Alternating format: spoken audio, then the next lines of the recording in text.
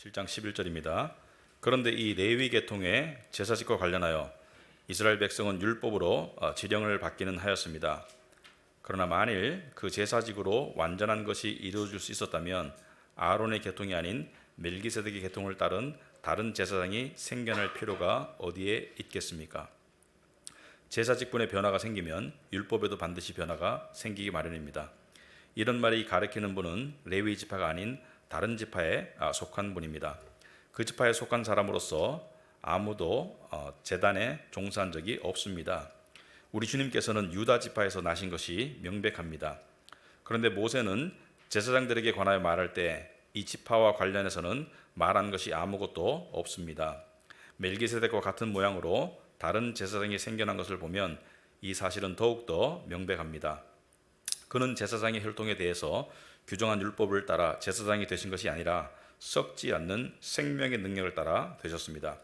그를 두고서 말하기를 너는 멜기세덱의 계통을 따라서 영원한 제사장이다 한 증언이 있습니다. 전에 있던 계명은 무력하고 무익함으로 패하게 되었습니다. 율법은 아무것도 완전하게 하지 못하였습니다. 그래서 하나님께서는 더 좋은 소망을 우리에게 주셨습니다. 우리는 이 소망을 힘입어서 하나님께 가까이 나아갑니다. 그리고 예수께서는 하나님의 맹세 없이 제사장이 되신 것이 아닙니다.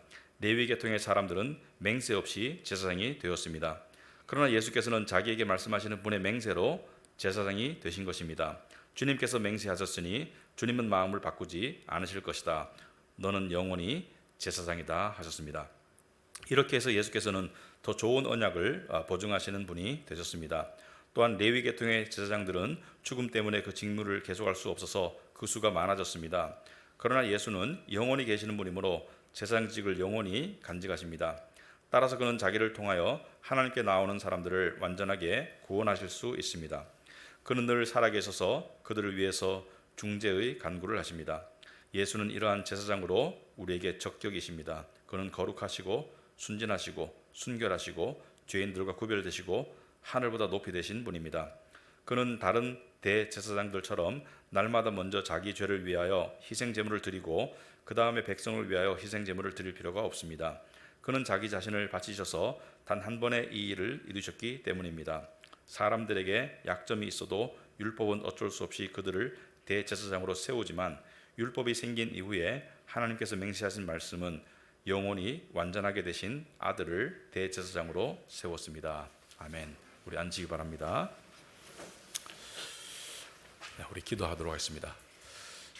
사랑의 하나님 아버지, 진리의 하나님 아버지, 또 은혜의 하나님 아버지, 저희들이 오늘 또 예배에 와서 설교 말씀을 듣습니다.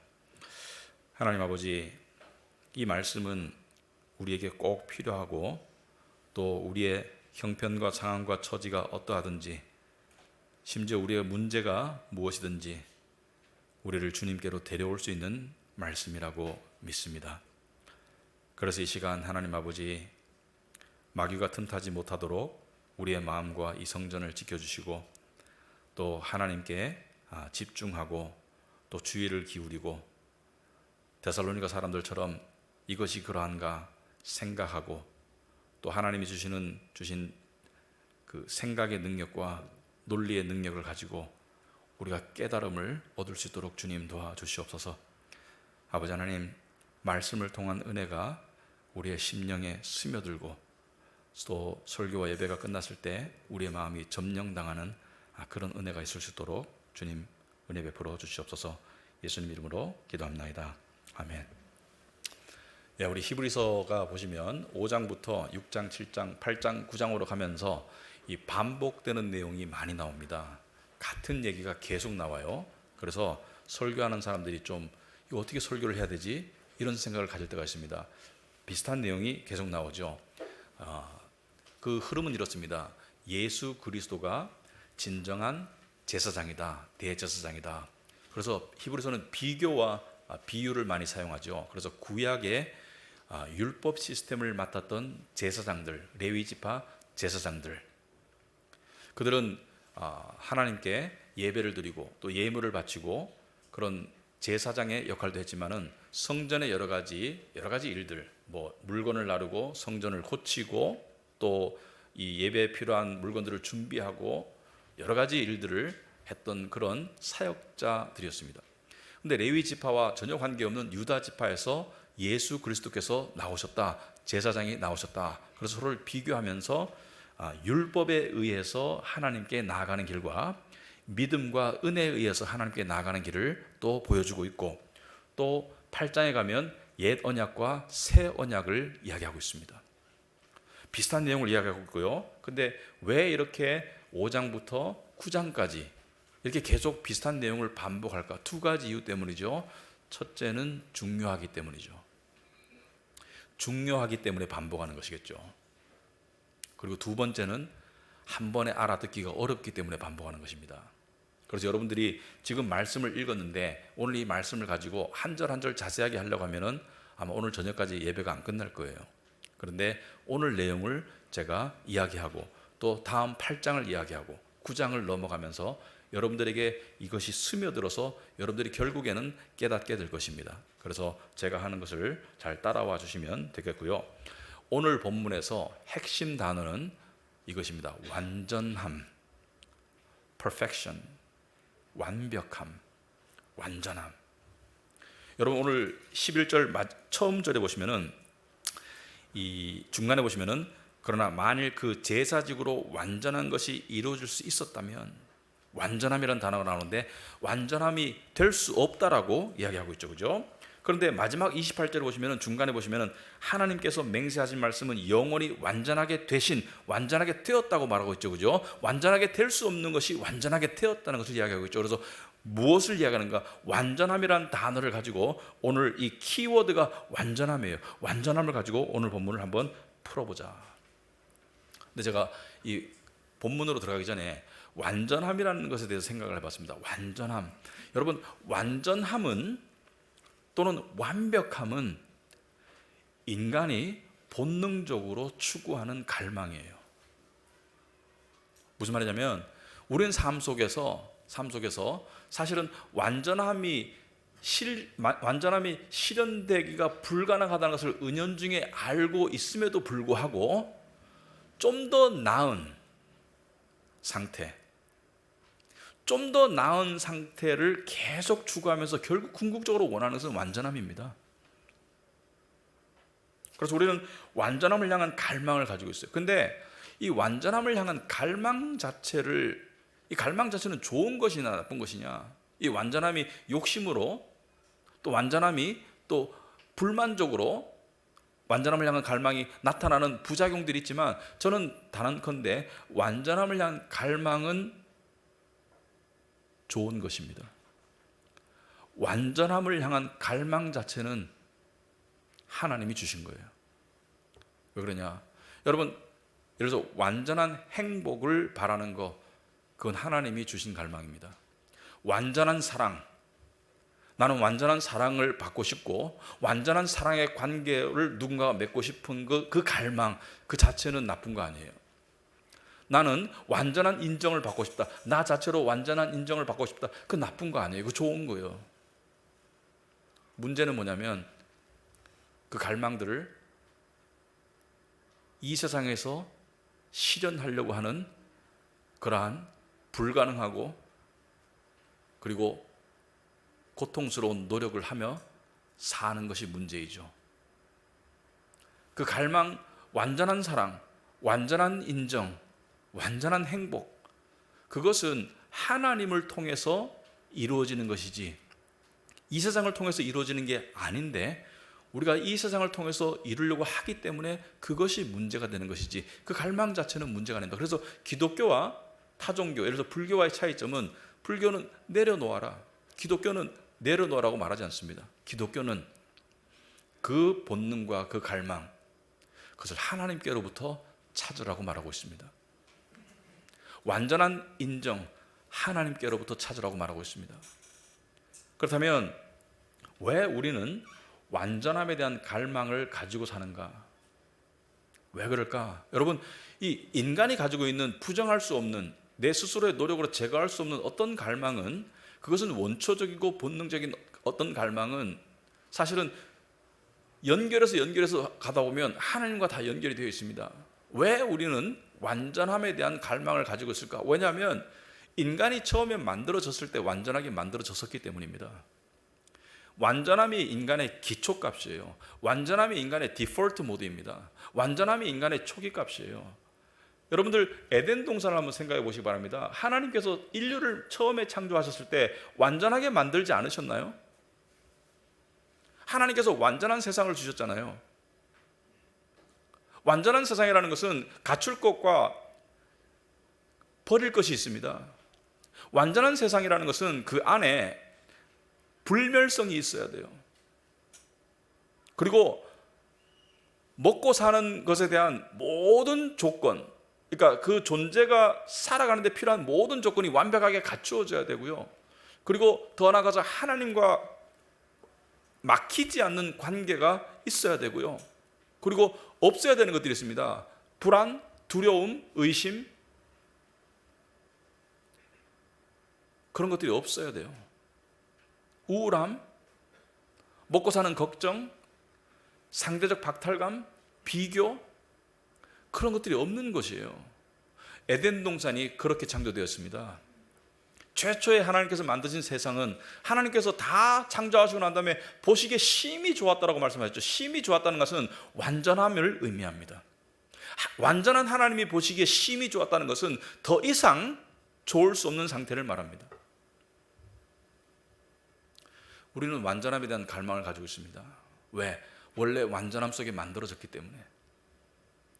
근데 우리가 완전함을 상실한 것은 죄 때문이었죠. 죄 때문에 완전함을 상실했어요. 그래서 에덴에서 쫓겨났죠. 그런데 하나님께서는 완전함을 또 이야기하세요.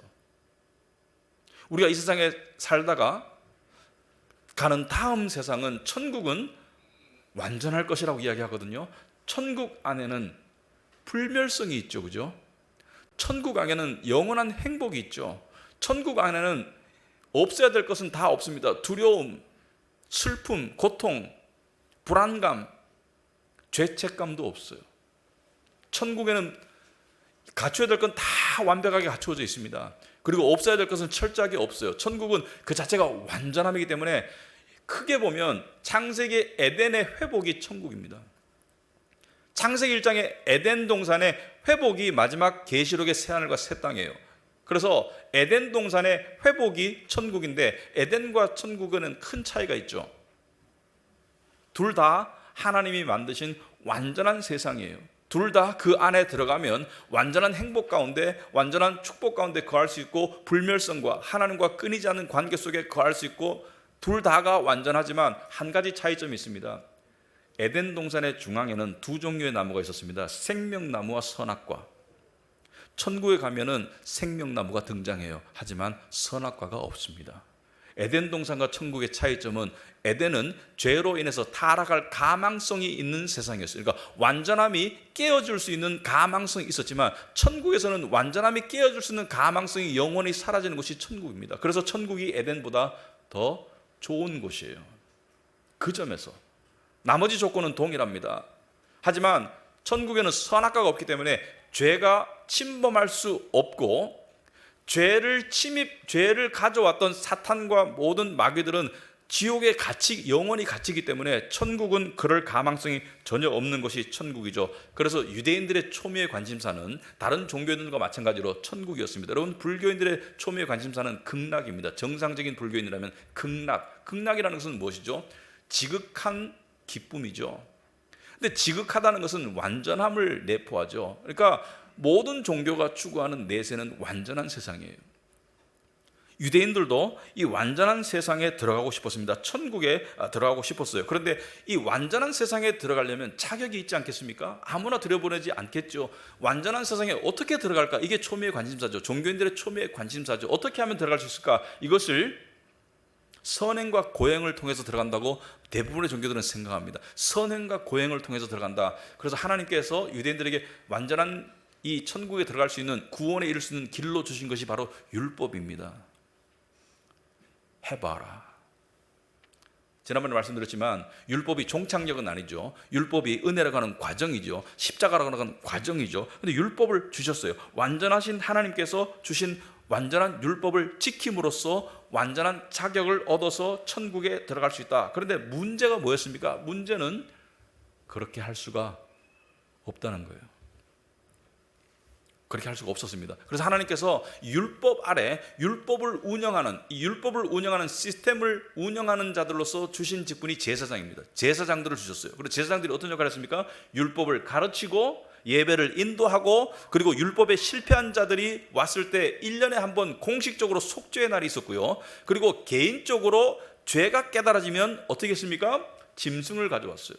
그것이 양이든지 염소든지 뭐 어린 소든지 비둘기든지 짐승을 가져와가지고 어떻게 했습니까? 속죄의 제물로 바쳤죠. 그죠? 속죄의 제물로 바쳤죠. 양을 죽여서 그 속죄의 제물로 하나님께 제단에 바쳤죠. 그래서 죄에 대한 깨달음, 죽음을 통해서 속죄의 제물로 바쳤는데, 이것을 매번 하면서 기뻤을까요?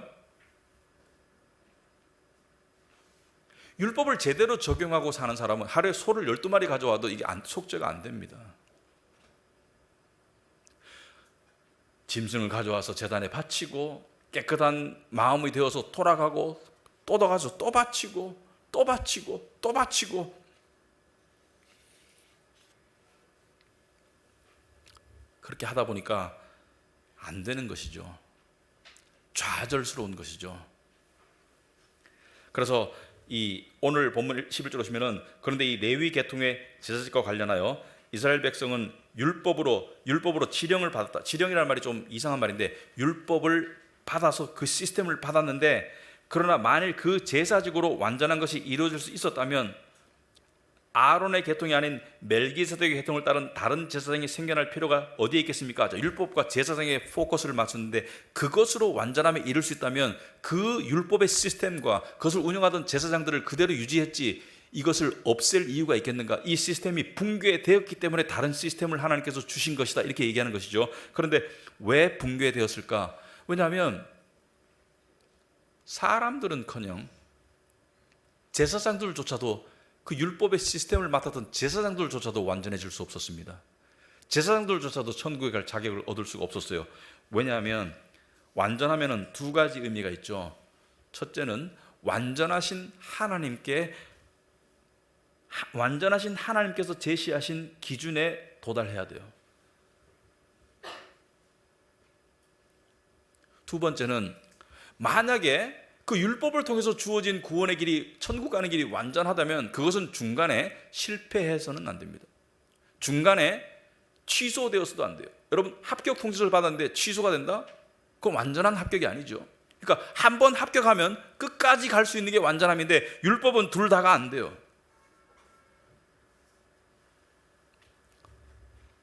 여러분, 대학 입시에서 1점 차이로 떨어졌던 10점 차이로 떨어진 건 똑같아요.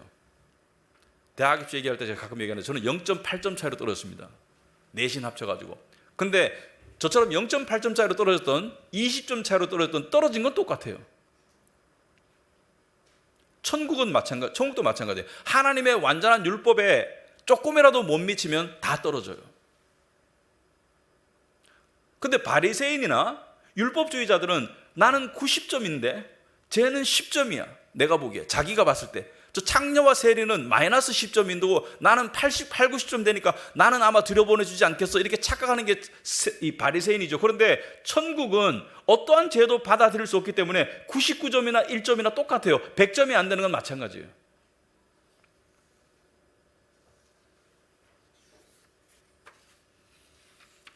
(18절에) 보시면 이런 말씀이 있죠. 율법은 아무것도, 여기서 아무것도라는 것은 사물을 말하는 것이 아니라 사람을 말합니다. 아무것도 완전하게 하지 못하였습니다. 율법은 아무것도 완전하게 하지 못해요. 그래서 율법 지킴을 통해서 하나님께 나아가려고 했던 사람들은 세 가지 부류로 갈라집니다. 결국에는 세 가지 부류로 갈라져요. 첫째는 율법을 지키려는 그 노력 가운데 좌절감을 맛보는 것이죠. 첫째는 지킬 수 없는 것에서 나오는 좌절감이고, 두 번째는 율법을 통해서 지킬 수 없는 정도가 아니고 내 죄가 더 드러나는 그 아픔이 있는 것이죠. 율법을 지키려고 하다 보니까 죄가 더 드러나고 내 안에는 죄의 본성이 있어서 절대로 지킬 수 없는 좌절감, 자기의 무능함, 그리고 절망에 빠지게 되는 부류가 있고요. 두 번째 부류는 율법을 자신이 지키면서 하나님께 나아가고 있다는 착각에 빠지는 부류가 생겼습니다. 이러한 착각이 가능한 것은 완전성을 어느 정도 훼손시켜야 가능하고요. 그리고 이러한 착각이 가능한 한 근본적인 이유는 바로 상대적인 의입니다. 상대적인 의. 상대적으로 내가 나아. 저 창녀와 세리보다는 내가 나아. 그러므로 하나님께서는 나를 받아주시겠지. 여러분, 누가복음 18장에 보시면은 바리새인과 세리가 기도하러 올라가죠. 두 사람이 성전에 기도하러 올라가는데 바리새인은 뭐라 그래요? 나는 도둑질도 안 하고 간음도 안 하고, 나는 헌금도 잘하고, 나는 예배도 잘하고, 나는 일주일에 이틀 금식하고, 그리고 나한테 뭐라 하니까 나는 저 사람 같지 않아요. 나는 저 세리와 달라요. 상대적인 의의를 가지고 착각하는 거예요. 그러므로 내가 비교 우위에 있기 때문에 하나님 나를 받아주실 것이라고 착각하는 것이죠. 그런데 세리는 뭐라고 기도합니까? 세리는 멀리 떨어져서 가까이 못 가잖아요, 하나님께. 왜? 자기가 죄인인 것을 알기 때문에 멀리 떨어져 뭐라 해요? 이 죄인에게 자비를 베풀어 주옵소서. 이것이 첫 번째 부류고요. 이 바리새인이 두 번째 부류입니다. 율법을 통해서 하나님께 나아가고 있다고 생각하는 부류. 그런데 예수님이 오셨어요. 근데 사람들이 이분이 선지자다, 또는 이분이 메시아다. 그런데 왜 바리새인들이 예수를 거부했을까? 왜냐하면 바리새인들이 가지고 있는 상식 속에는 만약에 진짜 선지자라면 어떻게 창녀와 세리랑 어울릴 수가 있나? 빵점짜리더라고. 90점짜리하고 어울려야지. 90점짜리를 맞아줘야지. 왜 빵점짜리하고 어울리나? 이건 선지자가 아니야. 이건 우리가 이해하는 하나님이 아니야. 이거는 가짜야. 이렇게 결론을 내린 것이죠. 그리고 세 번째 부류는 이것도 저것도 아니고 뭐예요? 이 시스템을 피해서 세속적으로, 세상으로, 우상숭배로 빠져드는 부류였습니다. 이도 저도 아니고 그냥 나는 관계없이 살래. 오늘날 말하면 무신론자들. 이도 저도 아니고 세상으로 빠지는 부류들. 그런데 구원은 누구에게 주어졌나요? 구원은 첫 번째 부류에게 주어졌습니다. 첫 번째 부류에게. 율법을 통해서 자기의 죄와 무능함을 깨달은 사람들, 이 하나님께서 이걸 통해서 나아가봐. 너희들의 종교성을 가지고, 너희들의 열심을 가지고 네가 한번 해봐. 여러분, 사람이 힘이 빠지기 전에 십자가를 못 붙잡아요. 근데 해보니까 안 되니까, 죄가 깨달아지니까 십자가를 붙잡는 것이죠. 좌절하니까. 19절에 보시면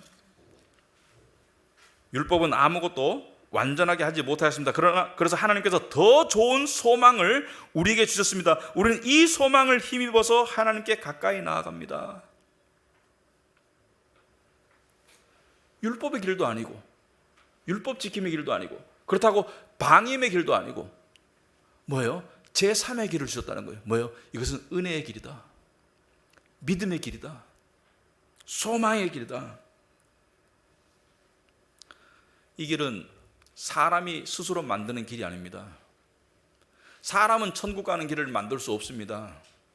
사람은 죽었다 깨어나도 만들 수 없습니다. 하지만 이 길은 누가 만드신 길이에요? 예수께서 만드신 길입니다.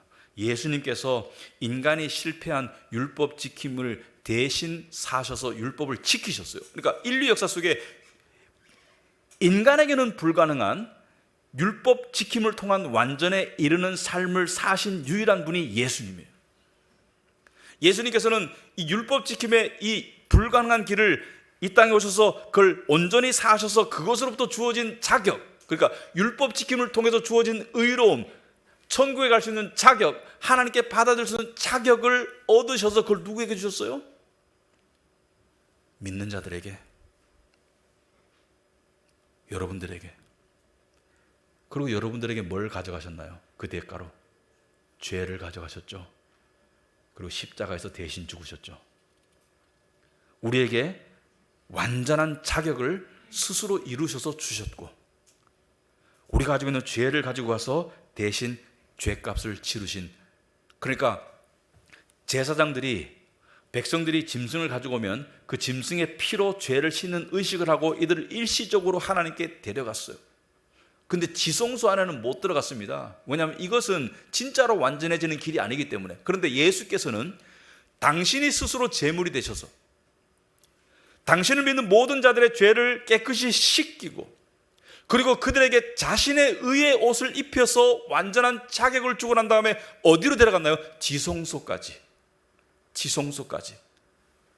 그래서 예수께서 죽으셨을 때 성소의 휘장이 찢어졌죠. 하나님과 인간 사이에 막힌 담이 허물어졌죠. 우리를 데려갈 수 있는 완전한 자격을 주셨죠. 그래서 16절에 보시면은 그는 제사장의 혈통에 따라서 대해서 규정한 율법을 따라 제사장이 되신 것이 아니라, 레위 지파에서 나신 것이 아니라 썩지 않는 생명의 능력을 따라 되셨습니다. 차원이 다른 거예요. 율법은 죽이는 거예요. 율법이 나빠서가 아니죠. 율법은 인간이 지킬 수 없기 때문에 인간을 죽이는 거예요. 그런데 예수께서는 레위 지파가 아니라 유다 지파로 오셔가지고 생명의 길을 보여주신 것이다. 율법 지킴의 실패와 죽음의 길이 아니라 믿음으로 생명에 이르는 완전한 길을, 완전한 희생물이 되셔서 완전한 제사장으로서 우리에게 열어주신 분이 바로 예수님이죠.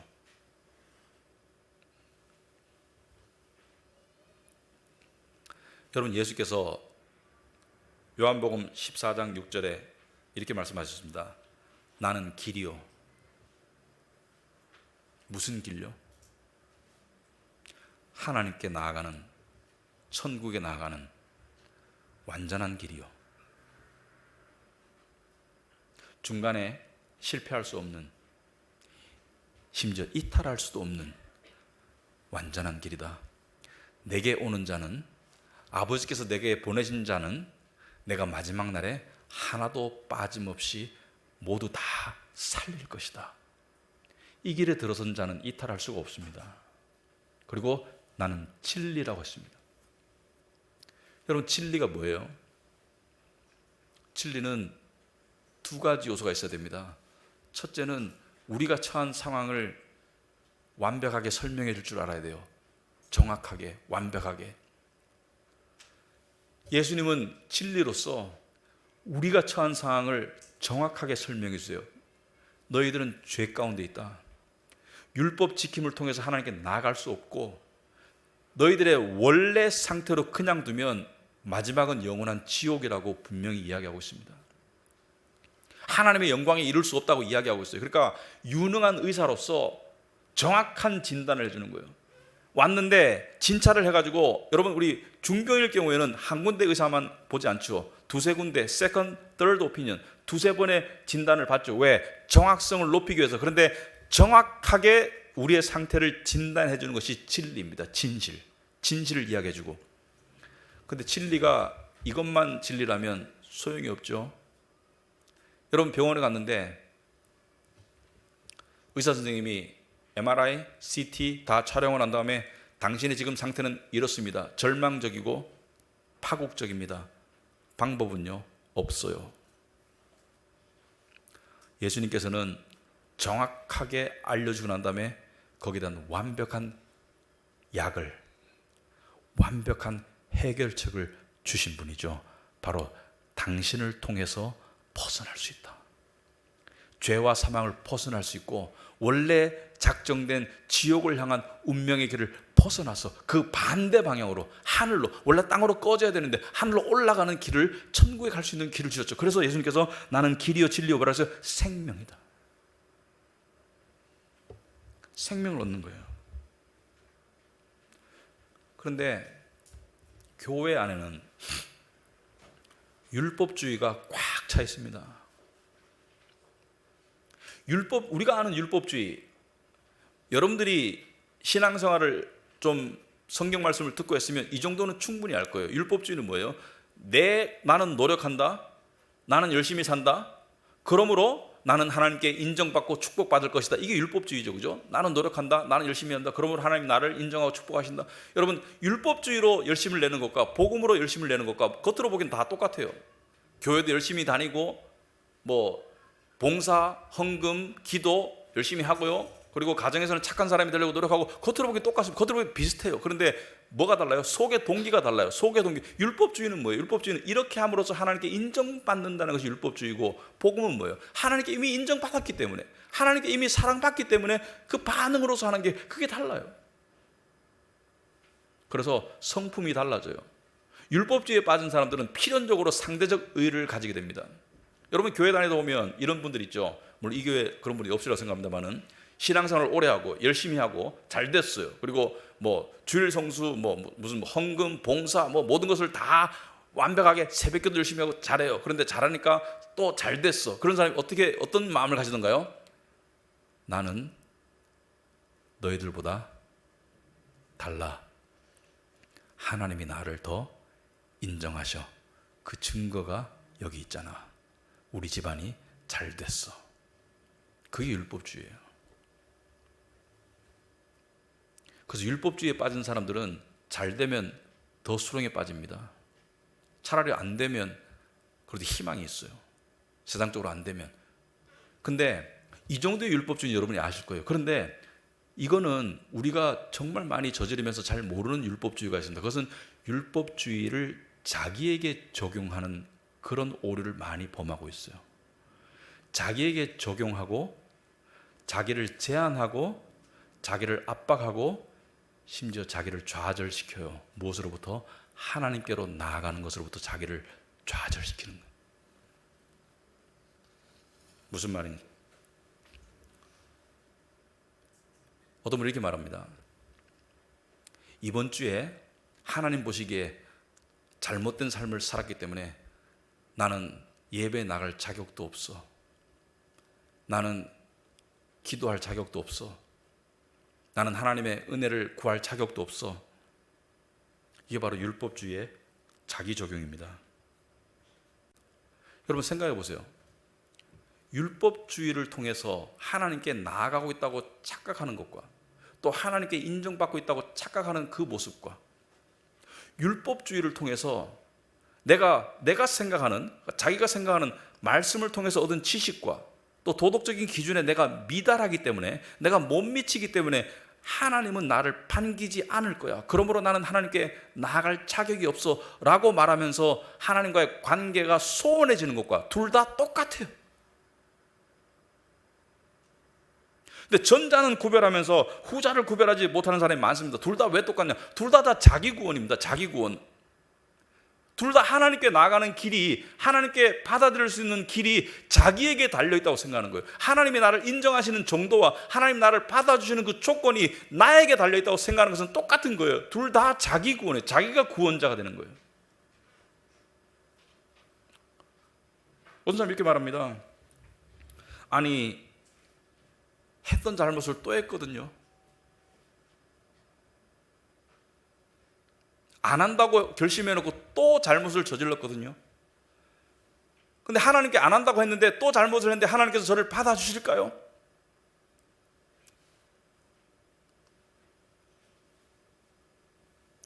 우린 방임주의를 두려워해요. 뻔뻔해지는 거. 그렇다고 해가지고 예수님의 무한한 은혜와 속죄를 제한해서는 안 됩니다. 베드로가 주님 몇 번을 용서할까요? 7번 할까요? 아니, 70번에 7번도 용서해라. 무한대를 말합니다. 여러분, 우리 이럴 때 있죠. 기도하려고 하는데, 또는 말씀 보려고 하는데 우리 마음에 그렇게 살고도 말씀이 봐져? 그렇게 행동하고도 기도가 돼? 그 기도를 하나님이 들어주실 것 같아? 그럴 때 있지 않습니까? 그러면서 스스로 움츠러들 때가 있죠. 맞아, 하나님이 안 들어줄 것 같아. 상식적으로 생각했을 때 하나님이 나 같은 사람의 기도를 들어주시겠어? 이렇게 생각하고 스스로 자기 적용하고 율법을 스스로 자기를 제한하고 스스로 자기를 좌절시킬 때가 있어요. 그때가 바로 하나님의 은혜가 더욱더 필요한 시점입니다. 그때 사탄이 그렇게 속삭이고 사탄이 우리를 좌절시킬 때, 맞아, 나는 또 넘어졌어, 나는 네가 말했듯이 똑같은 잘못을 또 저질렀어. 하지만 우리 주님께서, 우리 주 예수 그리스도께서 나의 모든 죄를 씻는 그 보혈의 피를 흘리시고 하나님께 나아가는 완전한 길을 열어주셨기 때문에 나는 그리스도의 의를 믿고 나는 언제든지 하나님께 나아갈 수 있어 라고 나아가셔야 돼요. 그래야지 헤어날 수 있습니다. 때로는 우리가 스스로에게 율법을 적용하면서 겸손이라고 생각할 때가 있습니다. 이게 겸손이지, 뻔뻔하면 안 되지. 죄를 회개하는 아픔은 좋은 거예요. 하지만 어떤 경우라도 하나님께 못 나가는 것은 불신앙입니다. 그리고 똑똑히 들으시기 바랍니다. 하나님도 우리의 이런 딜레마를 아세요. 우리가 율법에 비춰봤을 때, 하나님이 정하신 도덕에 비춰봤을 때 우리가 미치지 못하기 때문에 우리가 정죄당하고, 그것이 사탄이든 나의 자신으로부터 나오는 육신의 음성이든 정죄당하고, 그리고 고발당하고 하나님께 나아가는 길이 막히고 좌절되는 그런 오류에 빠지는 것을 알기 때문에 하나님께서는 성경에 여러 군데서 말씀하시지만 특별히 바울을 통해서 로마서 8장 33절에 잘 들어보시기 바랍니다. 하나님께서 택하신 사람들을 누가 감히 고발하겠습니까? 나 자신을 포함해서.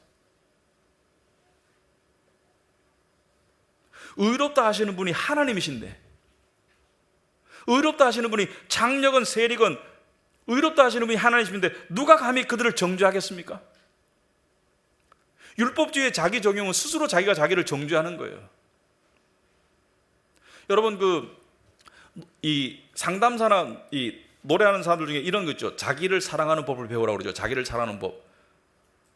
맞고 틀립니다. 인간이 스스로 자기를 사랑하는 그것은 보증이 없어요.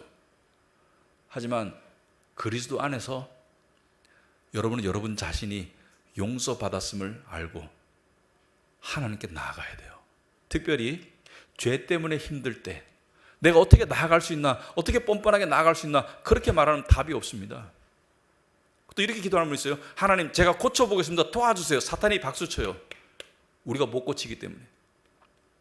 진정한 기도는, 하나님, 저는 해보니까 안 되더라고요.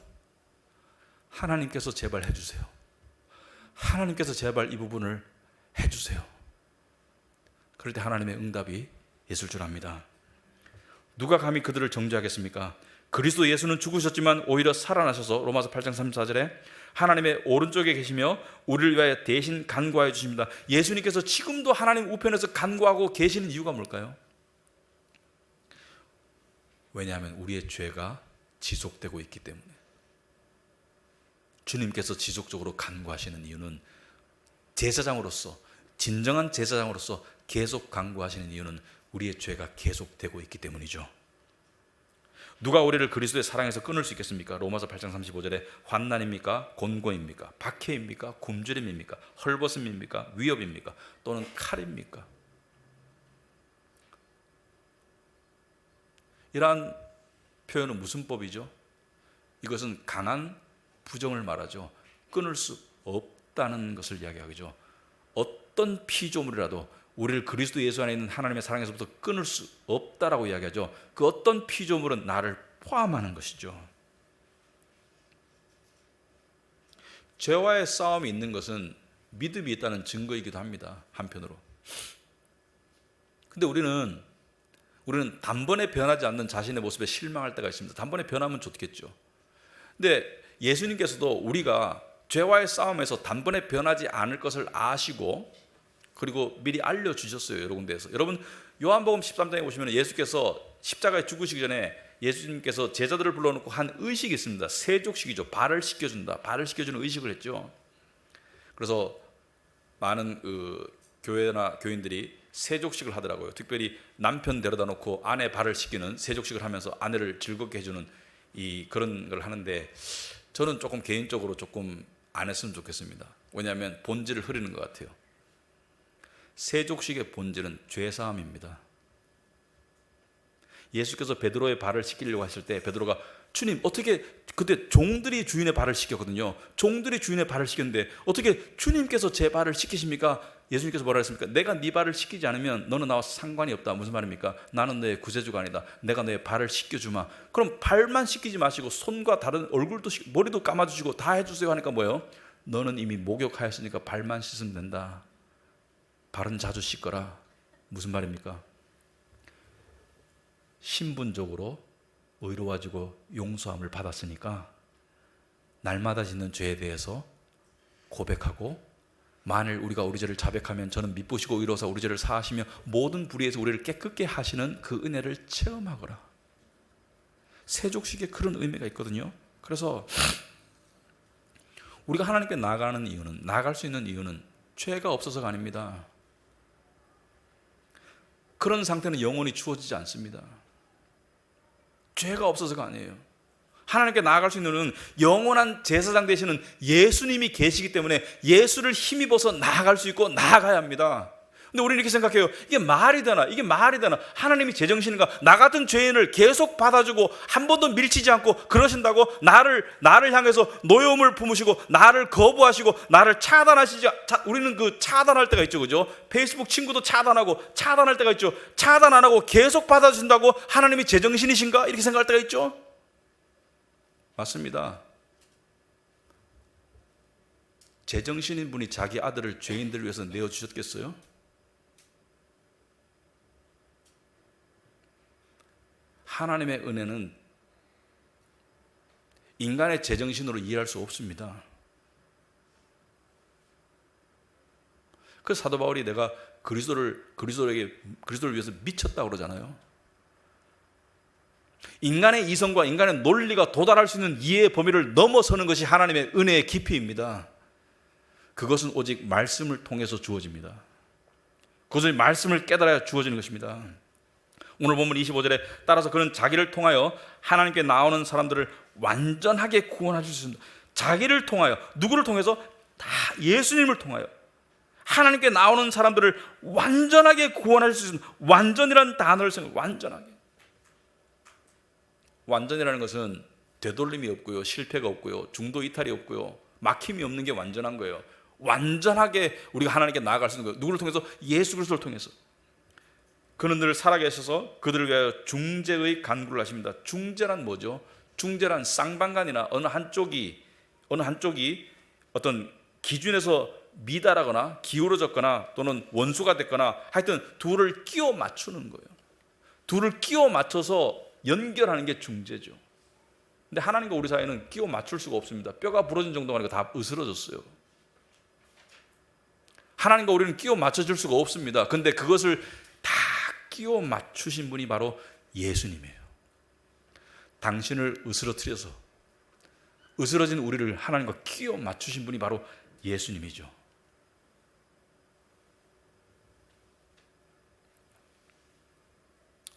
우린 죄를 짓습니다.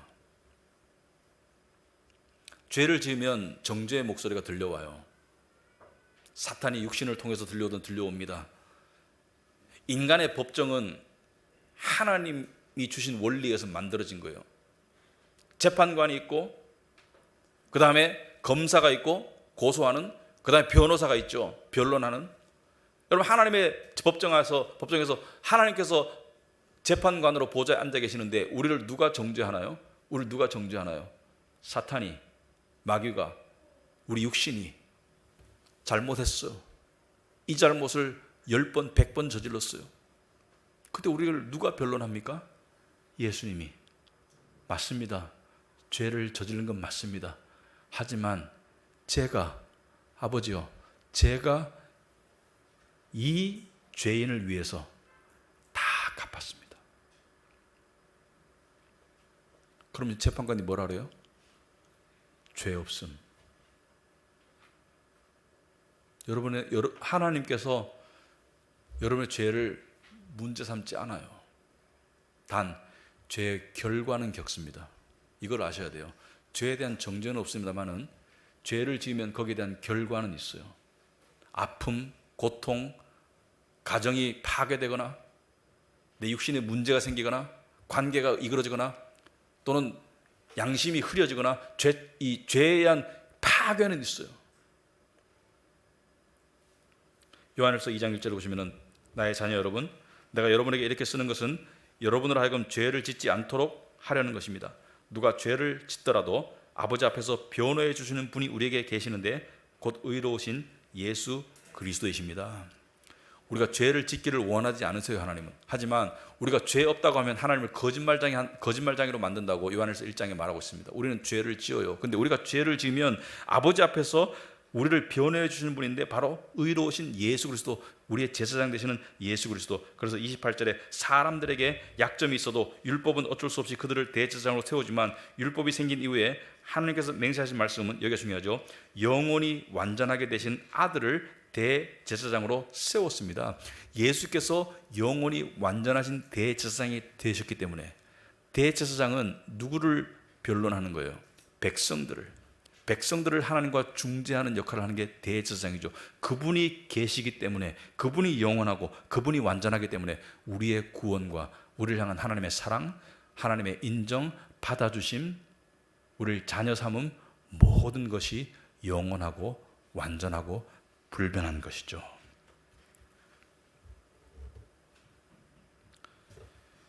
그러므로 우리는 마음이 혼란스럽고 때로는 기도하고 말씀보다 생각이 삼천포로 빠질 때가 있죠.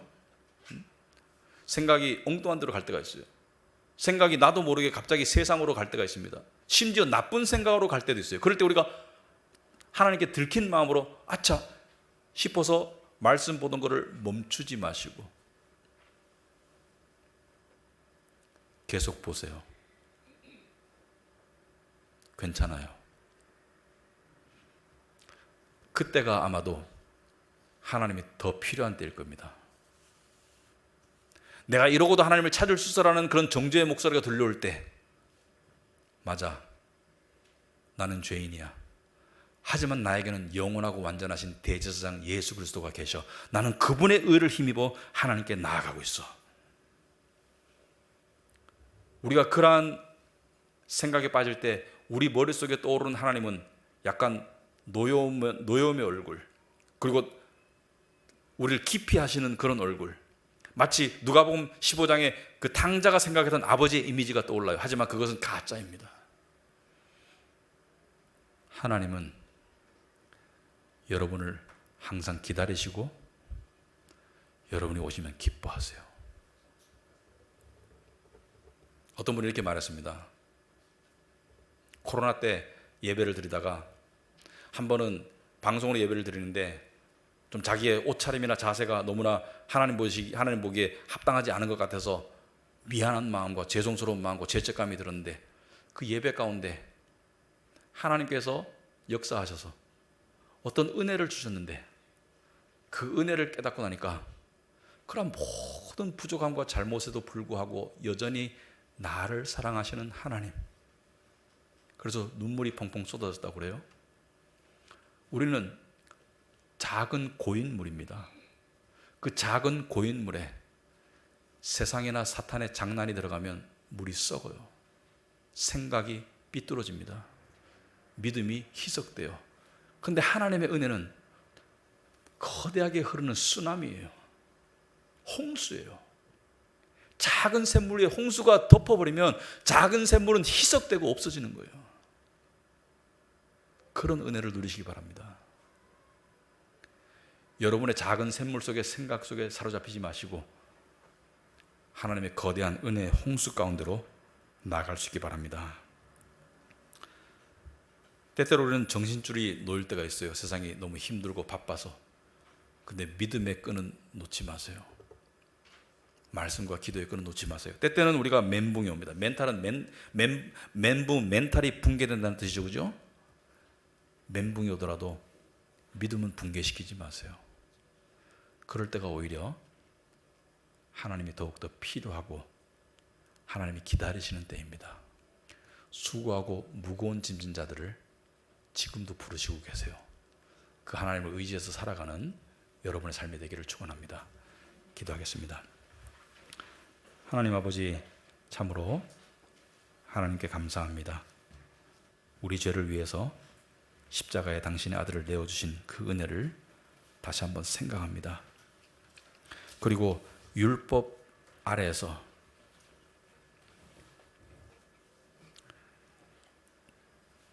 도저히 불가능했던 그 구원의 길을